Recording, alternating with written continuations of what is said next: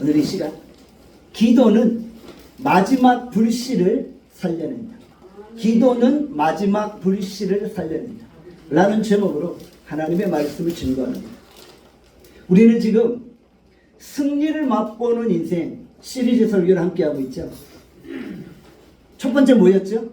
고난입니다. 고난을 통해 우리가 승리를 경험합니다. 두 번째는 격려, 세 번째는 성실, 네 번째는 열정.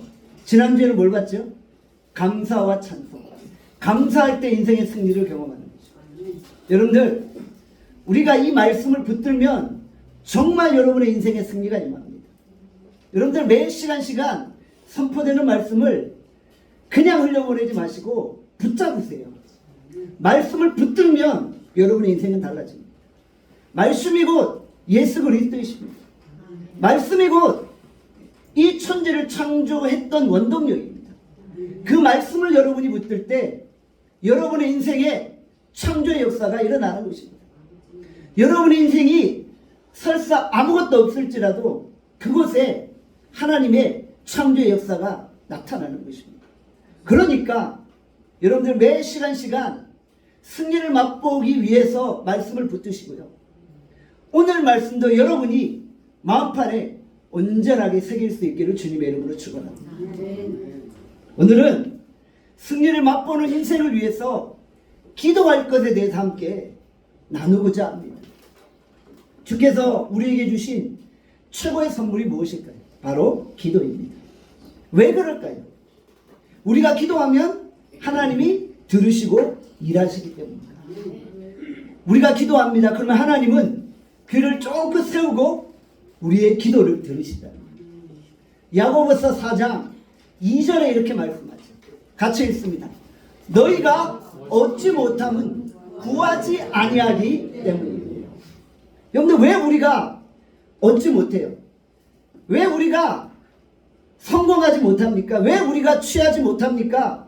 바로 구하지 아니하기 때문입니다. 여러분이 무언가를 얻고 뭔가를 취하고 싶어요. 그런데 왜 구하지 않으세요? 오늘 말씀 뭐라고 선포되고 있어요? 얻지 못함은 구하지 않기 때문이라고 했잖아요. 여러분들이 구하지 않기 때문에 얻지 못하는 거예요. 다른 말로 표현하면 구하면 얻게 되어진다는 것이죠. 물론 그 다음에 정욕으로 잘못 구한 것은 하나님이 듣지 않으신다는 말씀도 있어요. 그렇지만 그것은 제쳐놓고 우리가 먼저 붙잡아야 될 것이 무엇입니까? 얻기 위해서는 구하라는 거예요. 구하면 얻고 구하면 주께서 주신다는 거예요. 지금까지 하나님께 구해보셨나요? 여러분들 정말 간절히 주께 구해보신 게 있으신가요? 정말이세요? 복잡하게 생각지 말고 그냥 말씀 붙들고 구하세요. 그러면 하나님이 주십니다. 특별히 믿음 생활을 이제 막 시작하신 분들은 하나님이 더 잘 들어주세요. 그런 분들이 구하면 하나님이 더 잘 들어주시는 거예요. 그래서 제가 믿음의 연수가 오래된 분들이 이제 막 신앙생활을 시작하는 새신자에게 기도 부탁하는 걸 봤어요. 왜 그럴까요? 하나님이 이제 막 신앙생활을 시작하신 분들의 기도를 너무 잘 들으시기 때문에. 왜냐하면 그분들에게는 기도 체험이 필요합니다. 하나님도 아시는 거예요. 그래서 새신자들이 기도하면 하나님이 빨리빨리 응답하세요. 그러니까 믿음이 견고한 분들이 그분들께 가서 기도 부탁하는 거예요. 아무개 성도 나를 위해 기도해줘. 그래서 그분들이 기도하면 하나님이 즉각 응답하시는 거예요. 야고보서 1장 2절에 또 뭐라고 말씀합니까? 야고보서 1장 2절 같이 읽습니다. 시작. 하나님께 구하라 그리하면 주시리라. 구하라니까요. 그러면 하나님이 주신다고 약속하십니다. 성경에 보면 수없이 많은 기도에 대한 강조점들이 등장하고 있다는 거예요. 야고보서 역시 기도를 강조해요. 여러분들 야고보서 하면 핵심 주제가 무엇입니까? 제가 여러 번 강조드렸죠. 행함이에요. 행함. 야고보서는 행함을 강조해요. 그런데 행함을 강조하는 야고보서에 기도가 계속 등장하고 있는 거예요. 계속 야고보서에 보면은 기도를 강조하고 있다는 거예요. 행함과 기도가 같이 가고 있는 거예요. 제가 유학생활 중에 썼던 선언문의 주제가 바로 야고보서에 나오는 믿음의 기도였잖아요. 제가 여러 번 설명드렸어요. 그런데 못 들으신 분이 있기 때문에 제가 간략하게 한 번 더 설명을 드려요. 제가 캘빈 신학교에서 유학생활 중에 졸업을 앞두고 선언문을 써야 됐어요. 무엇을 쓸까 고민하다가 야고보서에 나오는 믿음의 기도를 쓰기로 결정했어요.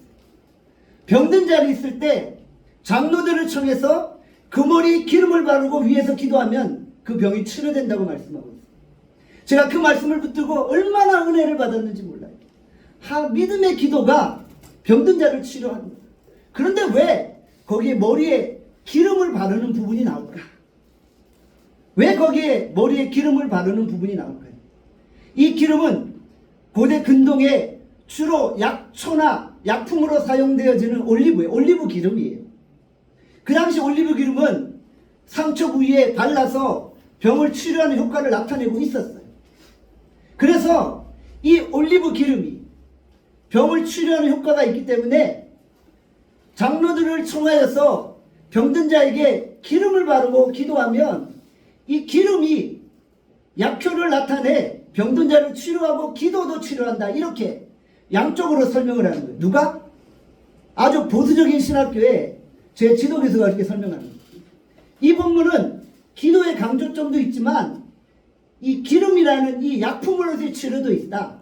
두 가지를 다 강조하고 있다 라고 설명을 하는 거예요. 제가 그 자리에서 깜짝 놀랐어요. 이분이 지금 뭔 소리 하는 거야. 도대체 병든 자를 치료하는 게 기름으로 된다면은 왜 장로를 불러? 의사를 부르면 되지. 제가 그래서 단호하게 그 자리에서 교수님이 아닙니다. 거기서의 기름은 약품의 효과를 나타내는 게 아닙니다. 그것은 교수님이 잘못 보신 것입니다. 여기서 기름은 하나님의 그 성령의 기름 부으심을 보여주는 상징의 표현이고, 진짜 여기서 말하는 건 믿음의 기도입니다. 믿음의 기도를 통해 병든 자가 치료되어지는 것입니다. 이렇게 제가 강력하게 강조했어요. 그랬더니 교수님이 언짢게 여기시면서 제 그 오럴 디펜스를 보류시켜버린 거예요. 아니 이제 졸업을 해야 되는데 제가 졸업 보류가 돼버린 거예요. 그래서 일주일 동안 고민하며 기도했어요. 주님 어떻게 할까요? 그냥 제 생각을 포기하고 교수님 생각을 따라갈까요? 그리고 일주일 동안 기도하는데 주님이 여전히 내게 말씀하시는 거예요. 거기서의 기름은 약품이 아니다. 네가 잘 보고 있는 거다. 교수가 잘못 보고 있는 거다. 계속 저한테 말씀하시는 거예요. 그러니까 일주일 뒤에 다시 교수님 앞에 갔어요. 지도교수가 있고 부교수가 있잖아요. 앞에서 또 그 질문하는 거예요. 순간 또 갈등했어요. 내가 내 생각을 굽히면 졸업할 수 있을 텐데. 근데 주님이 내게 아니라고 말씀하셨어요. 그래서 여전히 기름은 약품의 효과가 없습니다. 오늘 본문은 야고보서가 믿음의 기도를 강조하는 것입니다. 믿음의 기도가 병든 자를 치료합니다. 그랬더니 또 교수님이 얼굴이 이렇게 울그락불그락지치는 거예요. 그때 하나님이 천사를 보내셨어요. 옆에 부교수가 있었잖아요. 부지도교수가 있었잖아요. 그 사람이 지도교수한테 이렇게 푸시를 하는 거예요. 교수님, 우리 패스터 하는 지금 졸업 후보생인데 왜 졸업 후보생을 졸업 안 시키려고 합니까? 딱 이렇게 말해요. 옆에서 하나님이 천사를 보내시죠. 그러니까 이 지도교수가 순간 당황한 거예요. 보통 이제 지도교수가 말하면 부교수는 가만히 있는데 이 부교수가 뭔가 느낌을 받은 거예요. 이 교수가 학생이 자기 뜻과 다르다고 해도 졸업을 안 시키려고 하는 거예요. 내가 좀 도와줘야 되겠다. 주님이 천사를 보내 그 입술을 열어 선포케 하신 거예요. 그러니까 이 교수가 아무 말 못하고 패스, 졸업. 그렇게 해서 제가 졸업을 했다. 여러분, 야고보서의 이 기도는 믿음의 기도예요. 병든 자는 믿음의 기도로 치료되어지는 거예요. 그러니까 야고보서는 분명히 우리에게 그것을 이야기하고 있다는 거예요. 야고보서가 행함을 강조하면서 믿음의 기도를 강조하고 있다는 것이죠. 그런데 어떤 분은 기도에 대해서 상당히 냉소적이고 비판적인 분이 있어요. 기도만 하면 되나요, 목사님? 행동해야죠. 기도만 하면은 뭐 일이 이루어지나요? 행동해야죠. 이렇게 말하는 분들이 있어요. 여러분 혹시 들어보셨나요? 마치 기도와 행동을 대립적인 개념으로 여기는 거예요. 기도에 대한 편협한 사고를 가지고 있는 거예요. 기도의 결과는 행동입니다. 기도하는 사람이 행동하는 거예요. 그러니까 기도는 곧 행동인 거예요. 기도와 행동이 서로 대립되는 개념이 아니라 기도는 행동이에요. 야고보서가 그걸 이야기하고 있는 거예요. 야고보서가 계속해서 행함이 없는 믿음은 죽은 것이라고 이야기하면서 믿음의 기도를 이야기하는 거예요. 결국 행함은 믿음이고 믿음은 행함이다. 우리가 기도할 때 기도함으로 머물지 않고요. 하나님이 우리 가운데 행동하시는 거예요. 우리도 기도하면서 일하게 되어지는 거예요. 기도는 홀로 있지 않다는 거예요. 기도하면 구제하고 선행 베풀고 선교하게 되어 있는 거예요. 내가 연약한 자를 위해 기도해요. 내가 연약한 자를 위해 진심으로 기도해요. 근데 그 기도가 그냥 머물러 있나요? 아니잖아요. 연약한 자를 위해 기도하면 결국 그 연약한 자를 도와주는 행동으로 나타나는 거예요. 정말 내가 연약한 자를 위해 간절히 기도하는데 행동하고 싶지는 않아. 그것은 진정한 기도가 아니라는 거예요. 기도는 반드시 홀로 있잖아. 행함으로 나타나는 거예요. 내가 정말 한 영혼을 놓고 간절히 하나님 앞에 기도해요. 그 한 영혼이 돌아오기를 기도해요. 그러면 그 기도가 그냥 그곳에 머물러 있나요? 아니라는 거예요. 그 한 영혼에게 다가가고 그를 붙들고 복음을 전하게 되고 또 한 영혼을 위해 간절히 안타깝게 찾아가게 되어진다는 거예요. 그러니까 기도는 행동이라는 거예요. 기도는 어찌 보면 종합 예술과 같은 거예요. 우리가 기도하면 그 기도를 통해 우리 신앙의 많은 열매들이 맺혀지게 되는 거예요. 그래서 기도가 그냥 기도로 머무는 게 아니라 기도는 반드시 액션으로 들어가는 거예요. 우리가 액션을 취하게 되고 또 하나님이 액션 취하게 되는 거예요. 교회를 위해 기도하는 사람을 보게 됩니다. 그 사람은 교회가 어려울 때 교회를 위해 충성하는 사람인 거예요. 교회를 위해 기도하는 사람이 교회가 어려울 때 뒷짐지지 않아요. 나라를 위해 기도하는 사람이 있어요. 나라를 위해 기도하는 사람이 나라가 어려울 때 뒷짐지고 있나요? 그렇잖아요. 행동하게 되어져 있다는 거예요. 백수건달은 시간이 참 많아요. 백수건달은 너무 시간이 많아요. 백수건달이 기도 많이 할 것 같죠? 천만의 말씀. 백수건달은 기도 안 해요. 시간이 많은데도 기도하지 않아요. 정말 기도하는 사람이 누구예요? 바쁘게 자기 일에 충성하는 사람. 바쁘게 자기 일에 충성하는 사람이 기도도 열심히 하는 거예요. 기도하면서 일하고 일하면서 기도하게 되어진다. 놀고 있을 때는 그냥 신세한탄하고 사회 불평하고 나라 원망하고 그렇게 살아오는 거예요. 기도할 것 같은데 오히려 기도하지 않는다는 거죠. 하나님께 쓰임받는 사람의 공통적인 특징이 무엇입니까? 바로 기도하는 거죠. 기도로 모든 문제를 풀어가게 되어진다는 거죠. 오늘 이 자리에 우리 백정렬 장로님 계시잖아요. 우리 장로님이 가슴에 큰 뜻을 품고 열정으로 요즘 달려가고 있어요. 글로벌 나눔 사역을 위해서 뭔가 마지막 인생의 불꽃을 피우고자 달려가고 있어요. 여러분들 그런데 내 힘으로 되는 게 아니라는 거예요. 기도 없이 아무리 발버둥 쳐도 죄송한 말씀이 좀 안 돼요. 근데 기도하면 하나님이 일하시고 역사하신다니까요. 그러니까 내 힘으로 하려고 하면 안 되고 하나님이 주신 힘으로 하려고 해요. 기도를 통해 하나님의 도우심을 구하고 하나님의 역사를 바라봐야 한다는 것이죠. 기도하는 사람에게 하나님의 능력이 머뭅니다. 하나님의 역사가 일어나는 거예요.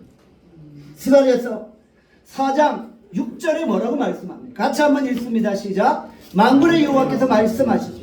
이는 힘으로 되지 아니하며 능력으로 되지 아니하며 오직 나의 영으로 되느니라. 하나님의 영으로 되어지는 거예요. 우리가 기도 가운데 하나님의 영으로 성령으로 충만하면 하나님 일하시고 역사를 이루어 내신다는 것이죠. 내 힘으로 하려고 하지 마시고 성령의 힘을 의지하세요. 성령의 힘으로 기도하면 하나님이 액션을 취하시는 것입니다. 여러분들 하나님이 일하시는데 누가 말리겠어요? 하나님이 말씀으로 선포하시는데 어떤 일이 이루어지지 않겠어요? 정말 우리 나눔교회가 살아 움직이는 교회, 하나님의 역사를 이루는 교회가 되고 싶은가요? 방법은 단순해요. 기도하면 됩니다. 기도하면 하나님이 이렇게 역사하세요. 나눔교회가 기도하는 교회인가요? 나눔교회가 정말 날마다 부르짖음이 끊이지 않는 교회인가요? 나눔교회가 뜨거운 부르짖음으로 주께 나아가면 주께서 나눔교회를 사용하시는 거예요. 나눔교회가 뜨겁게 기도하지 않으면 하나님이 쫙 보시다가 그냥 지나쳐 버리시는 거예요. 그냥 지나가 버리시는 거예요. 사용하려고 해도 기도가 없으니까 지나치신다니까요. 여러분들, 오늘 우리가 기도를 통해 하나님의 능력이 내 인생 가운데 머물게 해야 되는 거예요. 성공을 맛보는 인생은 무엇으로 이루어집니까? 기도로 이루어져요. 기도가 내 인생의 성공의 지름길이라는 거 기억합시다. 예수님도 새벽 미명마다 기도하셨잖아요. 하나님의 아들, 하나님의 본체 예수 그리스도도 새벽마다 습관을 따라 기도하셨다니까요. 그런데 우리는 무슨 배짱으로 기도 안 합니까? 아니, 하나님도 기도하셨어요. 하나님도 성부 하나님께 기도하셨는데 우리는 어찌 이렇게 배짱을 부리며 기도하지 않습니까? 예수님이 오병이의 기적을 행하셨어요. 어떻게 행하셨나요? 감사 기도를 올리시고, 예수님이 하나님께 감사 기도를 올리시고 축사하시고 떼어주신 거예요. 예수님도 기도하셨을 때 능력과 기적이 나타나게 되었다라는 것이죠. 진짜 하나님이 사용하시는 교회는 분위기가 좋고 건물이 화려하고 인테리어가 멋진 교회가 아니에요. 진짜 하나님이 사용하시는 교회는 기도하는 교회. 기도하는 교회는 하나님이 사용하세요. 우리가 건물이나 외모로 볼 것이 아니라 하나님의 그 역사가 있는가, 성령의 기름 부으심이 있는가를 보는 거예요. 기도하는 교회는 그런 역사가 나타나게 되어진다는 것이죠. 우리 나눔교회 모든 성도들이 기도로 인생을 하나하나 풀어내고 주 앞에 능력 있게 쓰임받는 종으로 세워질 수 있기를 바랍니다. 오늘 본문은 우리에게 말세 이야기를 하고 있어요. 말세에 조심하고 주의하고 경계하라고 말씀하고 있어요. 누가복음 21장 34절 같이 읽겠습니다. 시작. 너희는 스스로 조심하라. 그렇지 않으면 방탕함과 설치함과 생활의 염려로 마음이 둔하여지고 뜻밖의 그 날이 덫과 같이 너희에게 임하리라. 자, 말세를 이야기합니다. 말세에 우리가 스스로 조심하는 거예요. 우리가 말세에 항상 경계하는 거예요. 말세에는 엉뚱한 혼란과 혼돈이 계속되어집니다. 오늘 우리가 사는 이 시대가 혼란과 혼돈의 연속이잖아요. 갈등과 분열의 연속이잖아요. 이게 말세의 징조라는 거예요. 사람들의 마음이 어떻게 돼요? 우둔하여지고 둔하여지는 거예요. 둔하여진다는 게 무슨 의미예요? 기준이 흐려지는 거예요. 진리가 뭐고 거짓이 무엇인지를 분별하지 못합니다. 자기는 입으로 진리를 말한다고 하는데 들어보니까 거짓이에요. 자기는 거짓을 진리로 믿고 살아가고 있는 거예요. 진리가 흐릿해지는 거예요. 가치의 기준이 사라져버린 거예요. 말씀의 기준이 살아버려진 그런 시대를 살아가고 있다. 거짓이냐 진리가 판을 치는 시대. 여러분들, 오늘 우리가 이런 시대를 살아가고 있음을 기억합시다. 또 말세가 어떤 시대예요? 방탕함이 있는 거예요. 설치함이 있는 거예요. 세상에 염려 걱정이 있는 시대라는 거예요. 마지막 시대에 우리가 덫과 같이 걸려버린 그날에 덫같이 하나님의 심판과 하나님의 징계가 임하게 되는 거예요. 그 앞에 우리가 걸려 넘어질 수 있다는 거예요.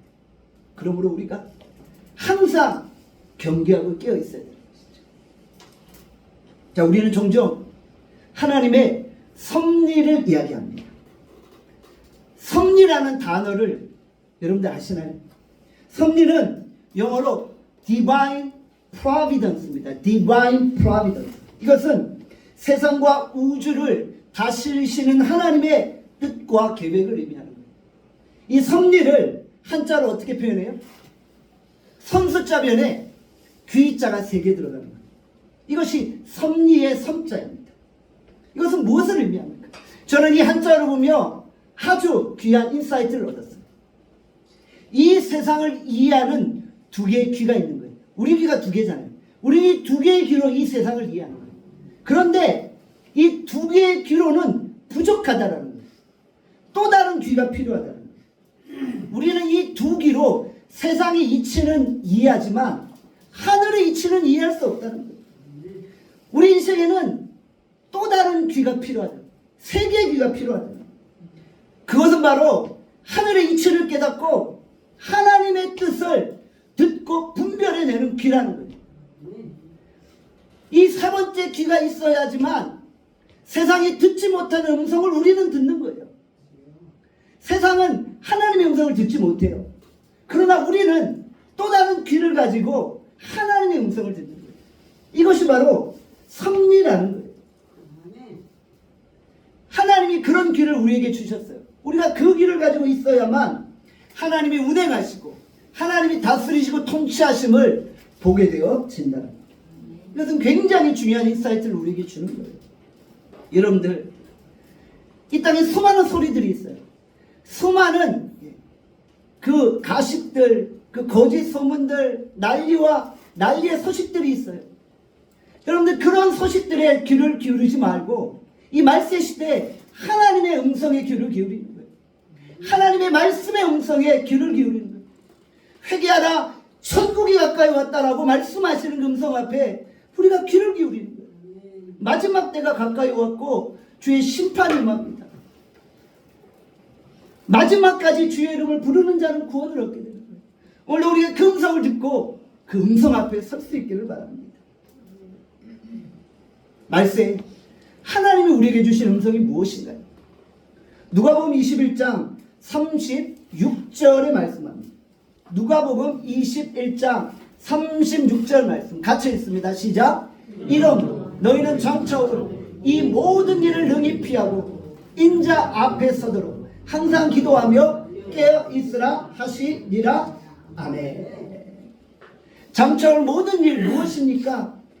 말세에 되어질 재앙과 심판을 이야기하죠. 하나님의 백성들은 구원함을 이야기하는 거잖아요. 장차올 모든 재앙과 심판을 피해야 된다는 거예요. 그리고 재림주 앞에 서도록 어떻게 해야 된다고요? 항상 기도하는 거예요. 항상 기도하고 깨어있는 거예요.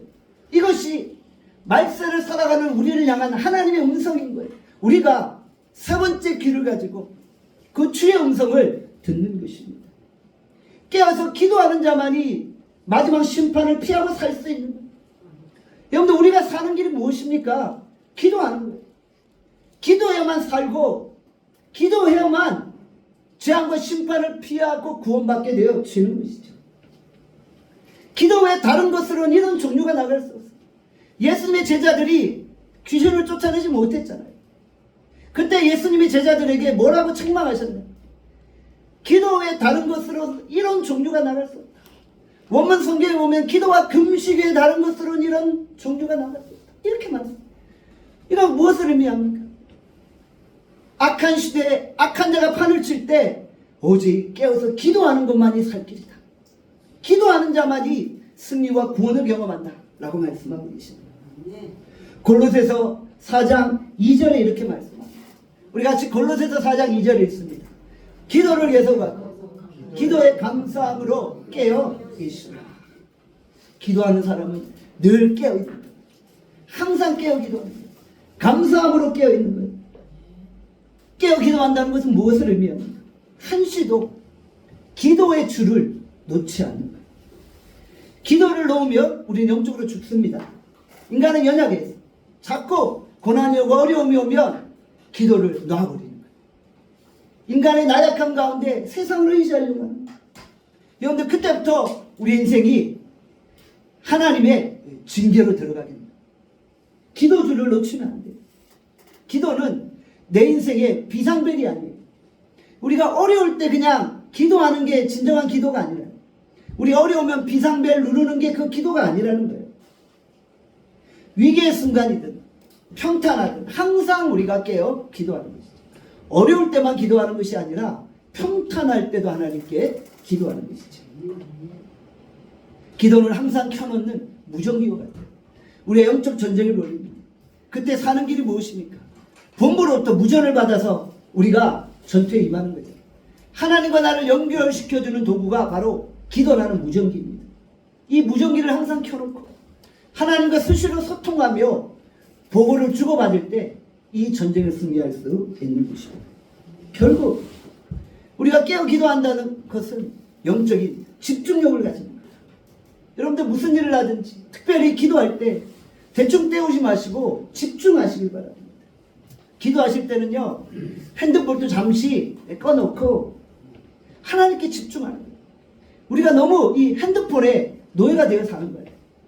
그냥 기도하다가도 카톡 하면은 그냥 눈을 번쩍 뜨고 카톡을 봐요. 여러분들 기도할 때는 잠시 카톡을 꺼놓으시기를 바랍니다. 주님이 카톡할 때만 우리가 켜보면 돼요.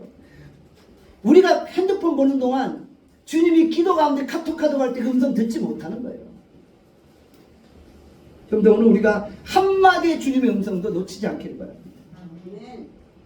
깨어 기도하지 않으면요, 사단의 보이스피싱에 걸려버리는 거예요. 저는 제 주변에 보이스피싱으로 피해당한 분들 여러 번 봤어요. 왜요? 그냥 순간적으로 깨어있지 않으니까 속는 거예요. 여러분들 우리가 기도하지 않으면 자꾸 사단의 보이스피싱에 완전히 농락당하는 거예요. 근데 깨어있는 사람은 이것이 사단의 보이스피싱인지 하나님의 음성인지 정확하게 구별해 낼 수 있다는 것이죠. 우리 여러분들 정말 이 말씀에 깨어 기도하는 여러분들 되어질 수 있기를 바랍니다. 평생 5만 번이나 응답받았던 인물이 있어요. 누구일까요? 바로 조지 뮬러입니다. 그는 고아의 아버지라고도 불리죠. 무려 10,000명이 넘는 고아를 돌본 그런 일화도 있습니다. 그의 기도 수첩을 보면 1년, 5년, 10년 동안 기도 대상자들을 놓고 기도했던 그런 내용들이 등장해요. 심지어 조지 뮬러는 50년 동안 포기하지 않고 기도했던 그런 친구들도 있었다는 것입니다. 그는 정말 응답 받을 때까지 기도했고 포기하지 않았어요. 평생 5만 번이나 응답 받았으니 얼마나 그 삶이 풍성하고 영광스러웠겠어요. 그 비법이 무엇일까요? 5가지로 제가 요약해 드릴게요. 조지 뮬러가 5만 번이나 응답 받았던 비결 5가지 요약합니다. 첫 번째는 자신의 뜻을 내려놓는 거예요. 자신의 뜻을 구하는 것이 아니라 하나님의 뜻을 구하는 거예요. 그러면 다 응답받아요. 두 번째, 감정을 믿지 마세요. 여러분, 우리 이 감정을 신뢰하지 마세요. 왜? 사탄도 우리 감정을 사용합니다. 여러분이 어떤 감정으로 순간 욱해서 행동했던 것들이 어떤 결과를 낳나요? 대부분 여러분이 감정적으로 욱해서 했던 행동들은 다 여러분들을 실수와 실패로 몰아갔어요. 감정을 의지하지 마세요. 하나님의 말씀을 붙드는 거예요. 세 번째, 성령과 말씀을 의지하는 거예요. 항상 성령과 말씀을 의지하는 거예요. 자, 네 번째는 뭐예요? 주변 상황을 교류하는 거예요. 전혀 주변 상황과 맞지 않는데 내가 뭔가 하나님의 음성을 들었다고 해요. 그러니까 제가 이렇게 분별해 보면 전혀 상황과 맞지 않아요. 그러니까 결론적으로 하나님 뜻이 아니에요. 그런데 자기는 밤에 꿈에 하나님의 음성을 주셨다고 막 이렇게 설치는데 결국 보면 상황은 아니에요. 환경은 아니에요. 우리가 주변의 환경과 상황을 보는 거예요. 그리고 5번째, 하나님의 뜻이 무엇인지 알려달라고 기도합니다. 여러분들, 우리가 내 뜻대로 마옵시고 아버지의 뜻대로 해 주십시오. 아버지의 뜻을 구하고 아버지의 뜻대로 하기를 원하는 거예요. 이런 기도를 하나님이 응답해 주시는 것이죠. 정말 저는 우리 나눔교회 성도들이 조지 뮬러를 우습게 여길 정도의 기도자가 되어지길 바랍니다. 여러분들, 조지 뮬러가 5만 번 응답받았으면 우리는 6만 번 응답받으면 되잖아요. 그러면 기도의 사람 아닙니까? 따라합시다. 우리는 조지 뮬러를 우습게 여기는 기도자가 된다. 시작. 우리는 조지 뮬러를 우습게 여기는 기도자가 된다. 여러분들, 정말 여러분의 평생에 6만 번 기도받는 그런 응답의 역사가 일어나기를 간절히 축원합니다. 우리가 기도할 때 너무 인스턴트식으로 기도해요. 빨리빨리 기도합니다. 너무 성급하고 너무 빨리 일들이 이루어지기를 기도합니다. 그래서 잘 안 이루어지면 금방 포기해버리죠. 쉽게 포기하는 것은 기도의 능력을 믿지 않는 것입니다. 축구 경기에 보면은 공격수들이 현란한 발재간으로 막 수비수들을 농락하잖아요. 수비수들이 어찌할 줄 몰라요. 이 공격수들이 현란한 발놀림을 하면 이 수비수들은 막 이리 기뚱 저리 기뚱 하는 경우가 있잖아요. 그런데 가장 멋진 수비수는 누구입니까? 공격수의 몸을 보는 게 아니에요. 그 공격수의 무게 중심을 보는 거예요. 몸은 이쪽으로 움직이는 걸 하면서 무게 중심은 왼쪽에 가 있을 수 있는 거예요. 오른쪽으로 몸을 움직이는 척 하면서 무게 중심은 왼쪽에 있어요. 그러면 그걸 간파하는 거예요. 그러니까 몸의 놀림을 보는 것이 아니라 이 사람의 무게 중심을 보는 거예요. 그러면 쉽게 수비해낼 수 있다는 거예요. 여러분들, 평소에 우리의 삶의 무게 중심은 어디입니까? 기도가 여러분의 삶의 무게 중심이에요. 기도를 인생의 무게 중심으로 놓으면 이리 뒤뚱 저리 뒤뚱 흔들리잖아요. 무게 중심을 딱 세우고 견고히 서 있는 거예요. 기도로 여러분의 삶에 무게 중심을 세우는 거예요. 그러면 어떤 순간에도 흔들리거나 넘어지지 않는다는 거죠. 종교개혁가 루터는 이런 말을 했어요. 나는 요즘 너무 바빠서 기도하는 시간이 더욱 깊어진다. 아주 의미 있는 말 아닙니까? 너무 바빠요. 너무 많은 일을 처리해야 돼요. 그런데 그 많은 일을 처리하는 과정에서 하나님이 행하셔야 되기 때문에 더 많이 기도한다는 거예요. 우리 같은 하수들과 차원이 다른 고백 아닙니까? 우리는 너무 바쁘면 기도할 시간이 없고 일해야 됩니다. 이러는 거죠. 그러나 정말 기도하는 사람은 너무 바쁘고 너무 일이 많으니까 하나님이 먼저 그 일을 정리해달라고 먼저 더 기도하는 거예요. 기도하고 나서 일하니까 그 일들이 하나하나 술술 풀려나게 되어진다는 것이죠. 에베소서 6장 18절의 말씀. 같이 에베소서 6장 18절 있습니다. 시작. 모든 기도와 간구를 하되 항상 성령 안에서 기도하고 이를 위하여 깨어 구하기를 항상 힘씁니다. 여러 성도를 위하여 구하라. 오늘 우리가 기도할 때 어떻게 기도해야 된다고요? 성령 안에서 기도하라. 기도하긴 기도하는데 성령 안에서 기도하고 깨어 기도하라. 우리가 성령 안에 기도하는 것이 깨어 기도하는 거예요. 성령의 도우심을 구하지 않는 기도는 하나님의 임재를 머물게 할 수 없다는 거죠. 하나님의 임재가 없으면 하나님의 능력도 나타나지 않는 거죠. 성령은 불입니다. 기도할 때 이 불에 땔감이 필요한 거예요. 불이 막 붙는데 땔감이 없어요. 그러면 이 불이 사그라지고 맙니다. 우리가 기도할 때 성령의 이 불이 타올라야 되잖아요. 성령의 땔감을 계속 공급해야 되잖아요. 그 우리의 기도가 활활 타올라서 하나님께 다 응답되어지는 것입니다. 천사들이 기도의 금량로를 가지고 보좌 앞에 하나님 앞에 올려놓잖아요. 우리가 성도의 기도를 하나님 앞에 올려드리면 이 천사들이 금양로의 기도를 담아 다 보좌 앞으로 가져가죠. 우리가 계속 성령 안에서 기도할 수 있기를 바랍니다. 성령의 불이 지펴지는 원동력, 바로 우리의 기도라는 것을 잊지 않기를 바랍니다. 내 힘으로 기도하면 10분도 기도할 수 없어요. 내 힘으로 기도하면 자꾸 머릿속에 잡생각이 나요. 5분 10분 기도하는데 갑자기 집에 가스불 켜놨나? 집에 문은 잠궈놨나? 차 문은 잠궜나? 냉장고는 열어놓은 건 아닌가? 자꾸 이 잡생각이 나는 거예요. 그 기도에 집중이 안 돼요. 그런데 성령을 의지하면 성령 안에서 기도가 깊이 들어가는 거예요. 깊이 주와 교제하게 되어진다. 깊이 성령과 교제하다 보면 눈물샘이 터지는 거예요. 막 눈물이 주르르 흐르고 마음에 막 불이 임하고 성령의 불이 막 가슴에 맺히고 도저히 내가 기도할 수 없는 것들을 기도케 되어지는 역사가 있어요. 내가 성령 충만하게 기도하고 나면 이건 내 기도가 아닌 거예요. 내가 할 수 있는 기도가 아니에요. 그런 기도를 내가 해버리게 되어진다는 거예요. 1시간 2시간 기도했는데도 긴지를 모른 채 그렇게 간절히 기도하게 되어진다는 것이죠. 여러분들 오늘 본문에 보니까 뭐라고 말씀해요? 여러 성도들을 위해 구하라고 있잖아요. 우리가 성령 안에 기도하면요, 나를 위한 기도가 아니라 여러 성도들을 위한 기도를 하게 되는 거예요. 우리가 대부분 기도할 때 이렇게 기도해요. 주시옵소서, 주시옵소서. 내 자녀 대학 입학하게 해 주시옵소서. 돈 주시옵소서. 집 주시옵소서. 자꾸 나를 위해, 내 정력을 위해 주시옵소서, 주시옵소서 기도하는 거예요. 근데 성령 충만하면 어떻게 돼요? 여러 성도들을 위해 기도하는 거예요. 저분을 주님 이렇게 세워주시고, 저분을 하나님 정말 성공케 하시고, 저분이 믿음 안에 거하게 하시고, 남을 위해 자꾸 기도하게 되는 거예요. 신기한 거예요. 무릎을 꿇고 기도를 시작할 때는 나를 위해서 기도하고 싶었는데 성령이만 역사하니까 내 기도는 생각이 안 나고 자꾸 내 주변에 내 기도를 필요로 하는 자들이 자꾸 생각나요. 그들을 위해 중보기도 하게 되어진다는 거죠. 여러분, 오늘 우리가 우리의 기도의 수준이 달라집니다.